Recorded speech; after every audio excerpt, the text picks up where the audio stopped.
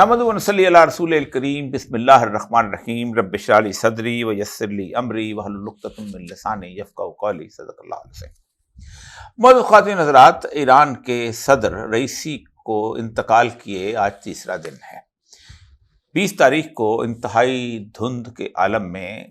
ایران کے صوبے آذربائیجان کے ایک پہاڑی علاقے کے اندر ان کا ہیلی کاپٹر جو تھا وہ کریش کر گیا تھا۔ میں نے تقریباً 2-3 دن اس بات کا انتظار کیا کہ مجھے مختلف قسم کی معلومات سے اندازہ ہو جائے کہ یہ کیا حادثہ تھا، دہشت گردی تھی یا کوئی اور چیز ہو سکتی ہے۔ خود ایرانی حکومت نے اس پر ابھی تک کوئی خاص بیان نہیں دیا، لیکن چونکہ یار لوگ تبصرے کرنے کے شیر ہوتے ہیں، اس لیے امریکہ، برطانیہ،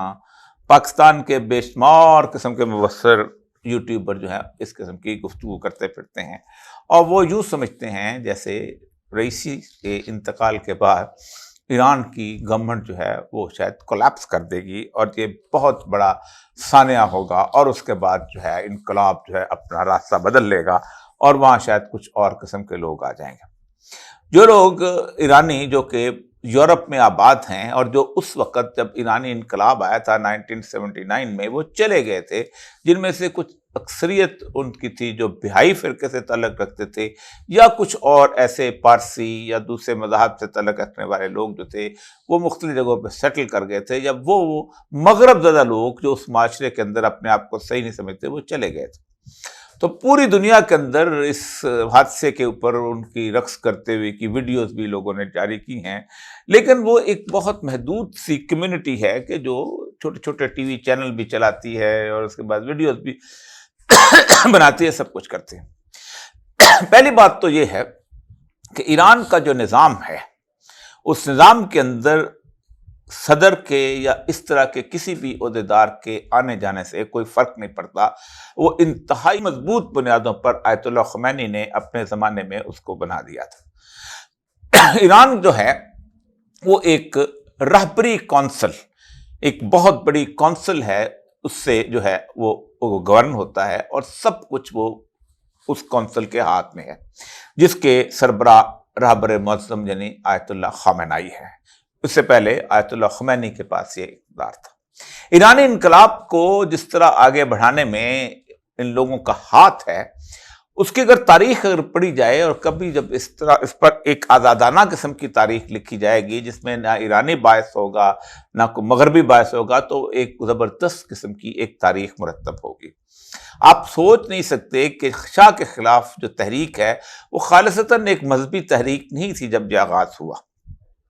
اس لیے کہ اس وقت اس کے اندر 4 کم از کم بڑے گروہ شامل تھے۔ پہلا گروہ جو تھا وہ تودا پارٹی کا تھا، یہ کمیونسٹ پارٹی تھی جو 1954 میں مصدق کو جب اتارا ہے رجیم چینج، یہ پہلی CIA کی رجیم چینج تھی، 73ویں عمران خان کی ہے، تو اس پہلی رجیم چینج کے بعد جو پارٹی جو تھی وہ عطاب کا شکار ہوئی تھی، اور وہ بیچارے کبھی ادھر چھپتے پھرتے تھے کبھی ادھر۔ شاہ ایران جو تھا وہ اس وقت باہر چلا گیا ہوا تھا، اس کو واپس لا کے دوبارہ بٹھایا گیا تھا، اور پھر اس کو جو ہے وہ سارے اختیارات اور سب کچھ دیا گیا تھا اور سپورٹ دی گئی تھی جو امریکہ جو ہے وہ اپنے ان علاقوں میں کرتا ہے جہاں اس کا اقتدار ہوتا ہے، اور اس نے CIA سے باقاعدہ سویک جو ہے ایک انٹیلیجنس ایجنسی، جیسے ہماری ISI ہے، جیسے را ہے، جیسے موساد ہے، اس طرح کی ایجنسی بنائی تھی، اور اس کو اذیت دینے کے اور قیدیوں کو مارنے کے اور ان کو ٹارچر کرنے کے مختلف قسم کے آلات سکھائے تھے۔ اسکول آف امریکاز کے اندر ایک باقاعدہ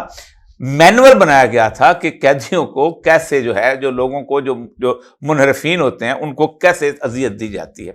اور پھر وہ لوگ شامل تھے۔ دوسرا جو تھا وہ جمہوریت پسند لوگ تھے کہ جو کہ جمہوریت چاہتے تھے، اور وہ والی جمہوریت نہیں چاہتے تھے جیسے کہ شاہ ایران نے وہاں پر اپنے زیر سایہ انتخابات کراتے ہیں، جیسے مشرف ہمارے ہاں کراتا تھا یا کوئی اور کراتا تھا، جیسے مصر کے اندر جو ہے انتخابات ہو جاتے ہیں، ہر دفعہ 90% جو ہے پہلے اس کو مل جاتے تھے جمال عبد الناصر کو، پھر اس کے بعد سادات کو مل جاتے تھے، پھر اس کے بعد باقی آگے چلتے چلتے آج تک ایسے ہی ہوتا جا رہا ہے۔ ڈکٹیٹرشپ کا سارا کچھ، جیسے ریفرینڈم ضیاء الحق کا ریفرینڈم تھا، یہ سب کچھ ایسے ہی ہوتا، اس کے خلاف تھا۔ اور تیسرے مجاہدین خلق کے لوگ تھے یہ جو تھے یہ سوشل ڈیموکریٹ اور باقی اس طرح کی چیزیں جو تھی ان کے اندر، ان ساروں نے مل کے ایک تحریک شروع کی تھی، اور اس تحریک کا جو آغاز تھا وہ دو لوگوں کی وجہ سے ہوا تھا، دو لوگوں کے کام کی وجہ سے۔ پہلے تھے ڈاکٹر شریعتی، جو کہ وہاں سے انگلستان چلے گئے تھے اور وہیں ان کا انتقال ہوا 73 کے اندر، لیکن انہوں نے علامہ اقبال کی فکر کو وہاں تک پہنچانے کے لیے بہت بڑا کام کیا، اور 1970 میں انقلاب سے پہلے انہوں نے بے شمار جو ہے کتابیں جو ہیں اقبال کے بارے میں لکھی، لیکن سب سے اہم ترین جو ان کا کام تھا وہ تھا تشیع صفوی اور تشیع علوی۔ وہ کہتے تھے کہ صفوی جو تھے، صفوی بنیادی طور پر کرد اوریجن کے لوگ تھے جو کہ آذربائیجان اور باقی جگہ پہ اس طرح وہاں پر رہتے، بیسیکلی ترک تھے، اور انہوں نے وہ یہاں پر آ کے اس علاقے کو فتح کر کے یہاں پر اپنا اقتدار قائم کیا تھا۔ تو انہوں نے ایک ایسا مذہب جو تھا تشیع کے اندر ڈال دیا تھا کہ جس کے اندر گریہ تھا، ماتم تھا، اور دوسری بات یہ تھا کہ بادشاہوں کی فرما برداری اور اطاعت تھی۔ تو انہوں نے کہا تھا کہ تشیع صفوی جو ہے اس کے اندر گریہ ہے اور اس کا رنگ جو ہے وہ سیاہ ہے، جبکہ تشیع علوی جو ہے اس کے اندر قیام ہے، یعنی سامنے کھڑا ہونا ہے، جس طرح سیدنا امام حسین کھڑے ہوئے، جس طرح کربلا کے اندر انہوں نے ثابت کیا کہ قیام ہوتا کیا ہے، بے شک 72 گھرانہ ہو، لیکن پوری امت کے لیے نہیں بلکہ پوری دنیا کے لیے ایک نمونہ بنا دیا کہ حق کا کیسے ہوتے ہیں اور باطل کے سامنے کھڑے کیسے ہو جاتے ہیں، اور کہتے تھے اس کا رنگ سرخ ہے، وہ اس کا۔ تو ایک تو ان کی سوچ تھی، دوسری سوچ جو تھی وہ علامہ اقبال کی تھی، اور علامہ اقبال کی وہ جو مشہور نظم ہے کہ اے جوانان عجم جانے من ہو جانے شما، بڑی مشہور ان کی نظم ہے، اس کا آخری شعر بہت خوبصورت ہے کہ می رسد مردے کہ زنجیر غلاماں بشکنت، میں دیکھ رہا ہوں کہ وہ آدمی آ گیا ہے جو تمہاری غلامی کی زنجیریں توڑ دے گا، دیدام مزروزن دیوار زندان شما، میں تمہارے زندان کی دیواروں کے اندر جو روشن دان بنا ہوا ہے اس کے اندر سے میں اس کو دیکھ رہا ہوں۔ تو یہ وہ نظمیں وہ گاتے جاتے تھے، اور پھر اس کے ان کے اقبال کے جو مشہور ترانہ ہے از خواب گراں خواب گراں خواب گراں خیز، کہ تم اس گہری نیند سے جاگ جاؤ، گہری نیند سے جاگ جاؤ، گہری نیند سے جاگ جاؤ، یہ گاتے تھے، اسی کو لے کے آگے چلتے تھے، اور شریعتی کے پمفلٹ چھپتے۔ پھر آخر میں آیت اللہ خمینی جو تھے وہ چونکہ بھاگ کے گئے تھے یہاں سے، اور کیونکہ ان کے ایک بیٹے کو شہید کر دیا تھا شاہ ایران نے، اور وہ وہاں سے چلے گئے تھے۔ عصبیت جو تھی بہت زیادہ تھی ایرانیوں کے اندر، تو شاہ ایران نے اسی عصبیت کو اٹھانے کے لیے، کیونکہ وہ کشمیر سے ٹریول کر کے وہاں گئے تھے اور وہ خالصتاً ایرانیوں نسل نہیں تھے جس پر وہ بہت فخر کرتے تھے، تو شاہ ایران کو کہتا تھا کہ یہ آیت اللہ ہندی کے پیچھے آپ لگے ہوئے۔ تو آیت اللہ خمینی کی آخر میں ویڈیو کیسٹ، آڈیو کیسٹ جو تھی وہ آنا شروع ہوئی، اس کی تقریریں اور سب کچھ، اور اس کے اندر ان کے بڑے بڑے خوبصورت اشعار، ان کے اپنے دیوان بہت خوبصورت ہے۔ ایک ان کا شعر بہت زیادہ مقبول ہوا تھا جو خود بھی وہ بعد میں پڑھتے رہے، کیا زلزلہ ترسند ہما کوخ نشینا ما خانہ بدوشاں غم سیلاب نداریم، کہ زلزلے سے وہ لوگ ڈریں کہ جو کہ محل والتے ہیں، محل زلزلہ آتا ہے گر جاتا ہے، محل کے اندر بیٹھے ہوئے لوگ جو ہیں وہ خوف زدہ میں، ما خانہ بدوشاں، میں خانہ بدوش آدمی ہوں، ما خانہ بدوشاں غم سیلاب نہ دارے، سیلاب بھی آئے تو میں خیمہ اپنے کندھے پہ رکھتا ہوں، ذرا اونچی جگہ پہ جا کے بیٹھ جاتا ہوں۔ تو اس کا مطلب یہ تھا کہ انقلاب کے اندر یہ بنیادی طور پر وہ فلسفہ ہے انقلاب کا، کہ جو کہ کارل مارکس کے کمیونسٹ مینیفیسٹو کی آخری لائن ہے کہ the laborer has nothing to lose but their chains، کہ کچھ نہیں، مزدوروں کو کچھ نہیں کھونا سوائے اس کے کہ ان کی زنجیریں ٹوٹ جائیں۔ تو ایک رہبری کونسل انہوں نے، وہ اس کے اندر سے پھر جب یہ نکلے تھے تو پھر آہستہ آہستہ انہوں نے ان باقی گروہوں کو اپنے سے علیحدہ کر کے خالصتاً اسلامی انقلاب کی بنیاد رکھی تھی۔ یہی وجہ ہے کہ جب ان کے خلاف پہلی پارلیمنٹ بنی تو پہلی پارلیمنٹ جو تھی اس کے اندر بم کا دھماکہ ہوا تھا، اور 72 کے قریب جو لوگ تھے وہ ان کے پارلیمنٹ کے ارکان شہید کر گئے تھے۔ میں جس سڑک پہ رہتا تھا دستگردی تھی، وہ دستگردی بھی اسی کے اندر وہ شہید ہوئے تھے، وہ جو ان کے پارلیمنٹ کے رکن تھے۔ تو یہ اس کا سینیریو تھا۔ اس کے اندر پھر وہ جو بعد میں ان کو جب وہ علیحدہ ہوئے تو انہوں نے ان کو گرفتار کیا، اور 88 کے اندر آپ کو یاد ہوگا کہ ان کو قید کر کے باقاعدہ سزائیں سنائی گئیں، اور 50,000 کے قریب لوگوں کو باقاعدہ پھانسی دے دیا گیا۔ اور انقلاب کے راستے میں یہ کچھ چھوٹی چیز نہیں ہوتی، رشیا کا انقلاب اٹھا لیے، فرانس کا انقلاب اٹھا لیجیے، چین کا انقلاب اٹھا لیجیے، اتنی بڑی قربانی جو ہے وہ معاشرے کو ایک سمت پہ لانے کے لیے بہت ضروری ہوتی۔ لیکن انہوں نے رہبری کونسل جو تھی وہ سب سے اہم ترین جگہ ہے۔ ایران کا صدر جو ہے وہ بیسیکلی رہبری کونسل سے گفتگو اور پالیسی لیتا ہے۔ ڈے ٹو ڈے بزنس جو ہے وہ ایران کے صدر کا کام ہوتا ہے۔ ایران کا صدر بنیادی طور پر کوئی بڑا اہم فیصلہ کر ہی نہیں سکتا۔ وہ میرے اور آپ لوگوں کے لیے ایک نمائشی عہدہ ہے جو آپ کو مجھے نظر آتا ہے۔ یہ الگ بات ہے کہ اس کے اندر تھوڑی بہت آہستہ آہستہ آزادی اب آنا شروع ہو گئی ہے، کچھ اختیار جو ہے انہوں نے ڈیلیگیٹ بھی کیا ہے، لیکن اس کے باوجود بھی ایران کے اندر جو دو بڑی طاقتیں ہیں، دو بڑی قوتیں ہیں، ایک ان کی بسیج، یہ والنٹیئرز ہیں کہ جو دیکھتے ہیں لوگوں کو کہ ان کی موریلٹی کا سسٹم کیا ہے، باقی چیزیں کیا ہیں، کسی نے وہ تو ڈش تو نہیں لگائی ہوئی اور اس قسم کے کام نہیں کرتے۔ اور دوسرا ان کا پاسدارانہ انقلاب ہے۔ پاسدارانہ انقلاب تو وہ ہیں کہ جو نہ صرف ایران کے اندر بلکہ ایران سے باہر بھی، اور ایران کی اس وقت جتنی بھی پراکسیز ہیں وہ کام کر رہی ہیں جس سے اسرائیل بہت زیادہ خوف زدہ ہے، وہ بنیادی طور پر پاسدارانہ انقلاب جو ہے ان کی بنیاد پر چلتی ہیں۔ تو ایک تو یہ بات ہے کہ یہ ایک حادثہ بہت نیچرل سا حادثہ ہے اس علاقے کے اندر۔ جن لوگوں نے بھی ایران کے اندر سفر کیا ہے یا دیکھا ہے انہیں اندازہ ہوگا کیسپین جو ہے اس کے ساتھ ساتھ بہت بڑا پہاڑی سلسلہ ہے جو کہ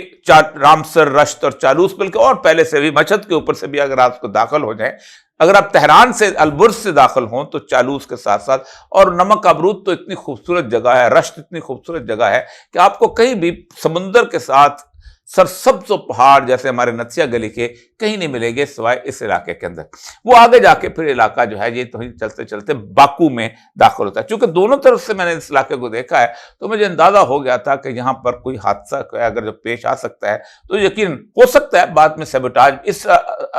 طرح کے علاقے میں سیبوٹاج بھی کیا جا سکتا ہے۔ اور سیبوٹاج کرنے کے اندر دو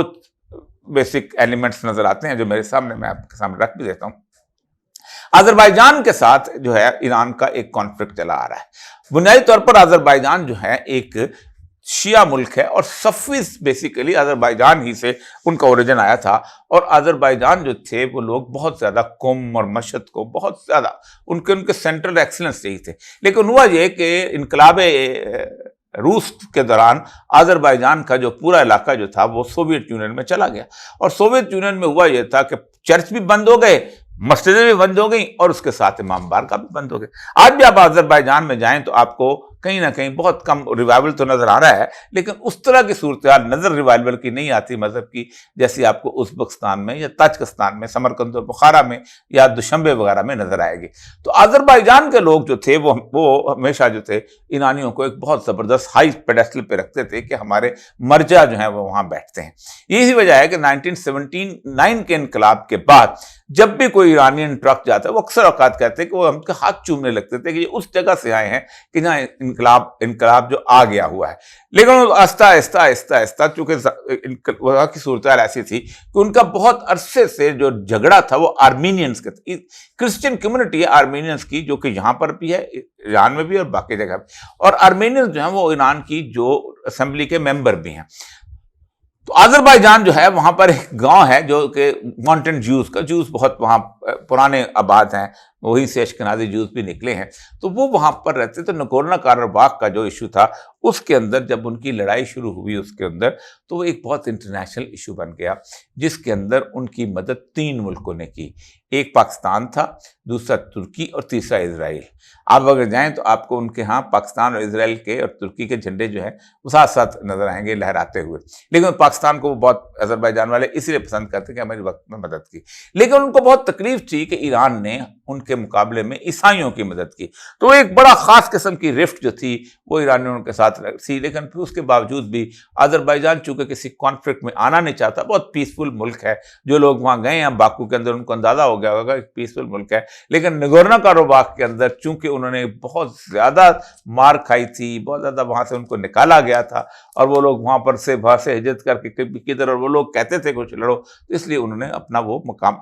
چیز جو حاصل کر لی تھی۔ نگورنو کاراباخ کے بعد ایک اور بڑی اہم ترین بات یہ تھی کہ وہ چائنا کا جو دوسرا روٹ بنتا ہے بیلٹ اس کا روٹ بنتا ہے جو قزاقستان والا روٹ ہے، وہ ایگزیکٹلی وہاں سے ہو کے پھر ٹرکی کے اندر اس نے یورپ میں داخل ہونا تھا۔ یہی وجہ ہے کہ جس وقت اس کے اندر وہ سارے کے سارے لوگ جو فیکٹرز بیچ میں آئے تو اس وقت امریکنز جو تھے وہ بھی اس جگہ پہ آرمینین عیسائیوں کے ساتھ آئے، لیکن امریکہ کو وہاں شکست ہوئی۔ تو ایک چیز یہ بھی ہے۔ دوسرا یہ تھا جو کردش کمیونٹی جو ہے، جو آذری کمیونٹی ہے، وہ تقریباً 16% ہے پورے ایران کے اندر، اور یہ اوپر کے علاقے کے اندر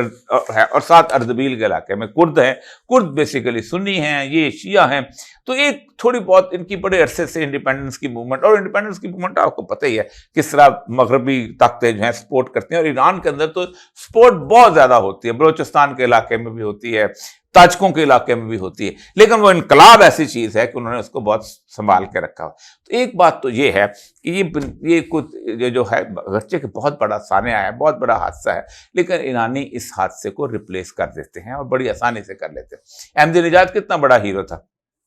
احمدی نژاد کو ہم نے اسی جگہ ہارتے ہوئے دیکھا، اسے بسوں میں گھومتے ہوئے دیکھا۔ اسی طرح یہ جو ان کے ساتھ میری ایک ہی ملاقات تھی رئیس صاحب کی، میں جب وہاں گیا تھا تو وہ جو انہوں نے پورے اس کو بلایا تھا کہ ایسیو کے اس کے مدار المہام کے طور پہ، تو سارے کے سارے مختلف سفیروں کو دعوت دی، تو اس کے دعوت میں ڈاکٹر رجبی چونکہ ان کے ساتھ تھے، تو انقلاب کے زمانے میں، اور یہ انقلاب میں بھی یہ جو تصویر آپ دیکھ رہے ہیں، یہ ایک تصویر ان کی اس انقلاب کے زمانے کی ہے۔ اور جب وہ 79 میں انقلاب آ رہا تھا، یہ سارے لوگ جو تھے یہ اس زمانے کے اندر وہاں پر برٹش امریکن ایمبیسی کے گرد تھے، اور بہت انقلاب کو انہوں نے بڑے قریب سے دیکھا، بلکہ یہ وہ لوگ ہیں جنہوں نے شاہ کے زمانے کے اندر مصیبتیں بھی برداشت کی ہیں۔ میرے جو اس وقت تھے اس کے سربراہ جو تھے وہ ڈاکٹر رجبی، وہ خود شاہ کے زمانے میں جیل کے اندر بھی رہے تھے۔ تو یہ ایسی سچویشن نہیں ہے، لیکن اس کی ایک اور امپلیکیشن جو میں اس وقت بتانا چاہتا ہوں کہ ایران کے ساتھ جو معاملہ اس وقت بن رہا ہے وہ انٹرنیشنل، اور ذرا سا آخر الزمان کے حوالے سے دیکھ لیں تو میں آپ کو تھوڑی سی اس کیفیت کو بتاتا ہوں کہ جو ہو رہا ہے، ہو یہ رہا ہے کہ اسرائیل کو جو مختلف طاقتیں مجبور ہو کے عوامی اس سے وہ اسرائیل کو مجبور کر رہے ہیں کوئی جنگ بندی کر لے، لیکن اسرائیل جنگ بندی نہیں کر رہا۔ میں نے پہلے دن کہا تھا کہ اسرائیل جو ہے وہ جنگ بندی کرنے کے لیے نہیں آئے، کوئی پاگل نہیں ہے کہ اپنی اربوں کی جائیداد چھوڑ کے وہاں ایک چھوٹی سی جگہ پہ آ کے وہاں پر آباد ہو جائے، ایک مرلے کے فلیٹ کے اندر آباد ہو جائے کوئی، اور لیکن وہ سارے کے سارے وہاں آ کے آباد ہوئے اور اب اس لڑائی کے اندر شامل ہیں، اور وہ چاہتے یہ ہیں کہ اب اس غزہ سے ان کی صفائی ہو جائے، اور غزہ کی صفائی کا بنیادی مقصد وہی 3 چیزیں ہیں کہ وہاں سے ہم نہر سویز کا متبادل نکالیں گے، دوسری بات یہ ہے کہ وہاں سے ایک تو آبادی ان کی شفٹ دوسری ہو جائے گی، اور تیسری یہ ہے کہ گیس کے ریزروائر جو کہ یاسر عرفات کے ساتھ انہوں نے ایگریمنٹ کر لیا تھا وہ اتنے زیادہ ہیں کہ پورے یورپ کے لیے کافی ہیں، تو وہ میڈیٹرینین کے ذریعے وہاں سے چلے جائیں گے، اور یورپ کو روس کی گیس لینے کی کوئی ضرورت نہیں ہوگی۔ اس کے لیے اسرائیل کو ان کی خاموش سپورٹ بھی حاصل ہے، لیکن یہ تقریباً 3 کے 4 ملکوں نے اس کی فلسطینی ریاست کو تسلیم کر لیا ہے۔ اب ہمارے یہاں بھی ہمارا انوار الحق صاحب جو ہیں انہوں نے ناروے نے کیا ہے، اسپین نے کیا ہے، اور اس کے ساتھ ساتھ آئرلینڈ نے کیا۔ آئرلینڈ خیر وہ انقلابی قسم کی چیز ہے تو انہوں نے کیا، لیکن اصل مسئلہ یہ نہیں ہے۔ میں نے ہمارے نروان کاکڑ صاحب بھی کہتے تھے جی فلسطینی ریاست اور 2 ریاستیں، یہ امریکہ کا اور باقی لوگوں کا بڑا امن فارمولا کا خواب ہے کہ ایک ریاست فلسطین کی ہو جائے گی، ایک ریاست جو ہے وہ اس کی ہو جائے گی، اسرائیل کی ہو جائے گی، اور یروشلم کا مقدس شہر جب انٹرنیشنل سٹی ہو جائے گا، عیسائیوں کا بھی وہاں حضرت عیسیٰ کی بھی ساری چیزیں ہیں، اور اس کے بعد مسلمانوں کا بھی ایک بات ہے قبلہ اول ہے، اور یہودیوں کا تو ویسے ہی وہاں پر سیناگوگ جو حضرت داؤد علیہ السلام کی تخت وہ سارا کچھ ہے۔ تو ایک ان کی یہ تھی وہ 2 ریاستوں کا، لیکن اسرائیل اس کو نہیں مانے گا، اس لیے کہ اسرائیل وہاں یہودی جو ہیں 1897 کے بعد سے اس لیے وہاں ہجرت کر کے نہیں آئے تھے کہ وہ 2 ریاست کو مانے۔ ان کا مسئلہ یہ ہے کہ انہوں نے دریائے فرات اور دریائے نیل کے درمیان ریاست قائم کر لی۔ یہی وجہ ہے کہ اس وقت جو بھی میرے سامنے جو تصویر ہے اس خاتون کی، یہ بڑی کمال کی خاتون ہے، یہ بہت بریو، یہ عمل کلونی جو ہے اس نے انٹرنیشنل کورٹ جو تھا اس کو اندر باقاعدہ وہ ایویڈنس پہنچائے غزہ وار کے، اور انہوں نے نیتن یاہو کے اور اس کے ساتھ ساتھ اس کے وزیر دفاع کے اور حماس کے بھی وارنٹ آف ارسٹ جاری کر دیے۔ لیکن یہ کتنا افیکٹو ہوتا ہے؟ ناممکنات میں سے ہے کہ نیتن یاہو کو ہے یہ امریکہ وزٹ پہ جائے تو امریکہ پکڑ کے اس کو ACC کے حوالے کر دے، یا کسی اور ملک میں جائے، ناممکنات میں سے۔ جو جرمنی اس کے صورتحال بنا رہا ہے وہ بھی بڑی عجیب و غریب۔ لیکن اس سارے سینیریو کے اندر بیت المقدس کی آبادی اور اس کے بعد مدینہ کی ویرانی کے درمیان ایک پیچ ہے جو احادیث جو ہیں وہ بتاتی ہیں۔ اس پیچ میں یہ ہے کہ ایک بادشاہ جو ہے عرب کا، اس کے مرنے کے اوپر اختلاف شروع ہوگا، اور اختلاف اس قدر بڑھے گا کہ قتل و غارت اور خون اس قدر ہوگا کہ منی کے اندر بھی قتل ہو جائے گا۔ حج تھوڑے عرصے کے بعد آنے والا ہے، تو اب کوئی صورتحال جو ہے جو اس طرح کی وہاں پر بلٹ اپ ہونی ہے، اور اس بلٹ اپ ہونے کے ساتھ جب وہ اس کی لڑائی کے اندر، چاہے بات ہے اسرائیل اس کے اندر فائدہ اٹھانے کی کوشش کرے گا، اور مدینہ کی صورتحال بلٹ اپ ہونی ہے، تو اس دوران ایران ظاہر بات ہے مین فرنٹ کے اوپر ہوگا۔ تو آپ صلی اللہ علیہ وسلم نے فرمایا کہ اس سے پہلے، سب سے پہلے ایران جو ہے اس کی، فارس کی تباہی ہونی ہے، اور اس تباہی کی وجہ یہ ہے کہ وہ ظاہر بات ہے پہلے فرنٹ پہ آئے گا۔ لیکن جب اسرائیل اس کو مکمل طور پہ سمجھے گا کہ میں نے یہاں غلبہ حاصل کر لیا ہے، تو پھر وہ عرب کی طرف آئے گا، اور عرب کی اتنی زبردست تباہی ہے کہ آپ صلی اللہ علیہ وسلم فرمایا کہ 100 میں سے ایک، اگر کسی کے 100 بیٹے ہیں تو ایک بچ جائے گا اس کے اندر سے۔ اور یہاں تک آپ نے فرمایا کہ ایک جوتی پڑی ہوگی تو قریش جو ہے وہ پوچھے گی، کوئی عورت پوچھے گی یہ قریش کی جوتی لگتی ہے، تو قریش دنیا کے اندر موجود نہیں ہوگا۔ یہ وہ صورتحال، وہ ملامت الکبریٰ کی بلٹ اپ ہو رہی۔ یہ جب کیفیت آئے گی تو پھر مدینہ سے بھاگ کے جو ہے ایک شخص وہاں پہنچے گا مکہ، جہاں اس کی بیعت ہوگی۔ لیکن یہ سینیریو اب بن رہا ہے، اور اس سینیریو کے بننے کے اندر ایران جو ہے وہ مکمل طور پہ، ظاہر بات ہے اصل مسئلہ یہ نہیں ہوتا کہ شکست ہوگی یا فتح ہوگی، اصل مسئلہ یہ ہوتا ہے کہ آپ حق پہ ہے کہ نہیں۔ اگر حق میں ہیں اور آپ کی شہادت ہو گئی ہے، اور آپ بے شک اس میں شکست بھی ہو گئی ہے، لیکن آپ اللہ کے ہاں سرخرو ہیں، آپ قیامت کے دن اللہ تعالیٰ آپ کو ان بہترین لوگوں کے اندر شامل کرے گا۔ لیکن اگر آپ حق کے مخالف ہیں، اگر آپ اسرائیل کے ساتھ ہیں، اگر آپ نے اسرائیل کے لیے خاموشی اختیار کر دی ہے، تو بے شک آپ 90 سال زندگی کریں، اللہ تعالیٰ کے ہاں اس کی کوئی قبولیت نہیں۔ تو اصل کہنے کا مطلب یہ تھا کہ یہ پورے کا پورا سینیریو جو ہے وہ اس جنگ کے اندر آ رہا ہے۔ یہ کانسپریسی بھی ہو سکتی ہے، لیکن ایک بات بتاؤں کہ اصل مسئلہ وہی ہے کہ اس کو ایک علامتی طور پہ ہے، اور جو لوگ ایران کے دشمن ہیں وہ کسی علامتی آدمی پہ حملہ نہیں کرتے۔ آپ کو پتہ ہے کہ اسرائیل نے جو حملہ کیا ان کے نیوکلیئر سائنٹسٹ پہ کیا، جو امپورٹنٹ لوگ تھے، علامتی آدمی پہ نہیں، کیونکہ علامتی آدمی کے فرق کو نہیں پڑتا۔ پر دوسری بات یہ تھی کہ اس کے خلاف ایک رئیسی صاحب جو ہیں، یہ بڑے کنٹروورشل فگر تھے، کیونکہ ان کے مقابلے میں جو کہ آزاد خیال اور ذرا سا بہتر، ذرا سا ریلیکس قسم کے لوگ جو ہیں وہ بہت زیادہ تھے، اور وہ انہوں نے ایک دفعہ خاتمی کو جتا بھی دیا تھا، اور ان کے مختلف قسم کے، کبھی کوئی جیتا تھا، کبھی یہ خود بھی ہار گئے تھے ایک جگہ سے۔ تو یہ کوئی اتنا بڑا ایشو نہیں تھا جس کے لیے میں 2-3 دن میں نے انتظار کیا تاکہ مجھے اندازہ ہو جائے کہ کیا چیز ہے۔ لیکن بہت بڑا آسانیہ ہے، بہت بڑی شخصیت تھے، انقلاب کے روح رواں تھے، لیکن ایرانی قوم نے جو انقلاب برپا کیا ہے، وہاں ایسے لوگوں کے جانے سے ایران کے اندر کوئی کمی واقع نہیں ہوتے، اس لیے کہ وہاں انقلاب کی بنیادیں بہت مضبوط ہیں۔ یہی وجہ ہے کہ 40 سال تک امریکہ، یورپ، پوری دنیا کی سینکشنز کے باوجود آج ویسے ہی کھڑا ہے، سینہ تانے ہوئے۔ وآخر دعوانا الحمدللہ۔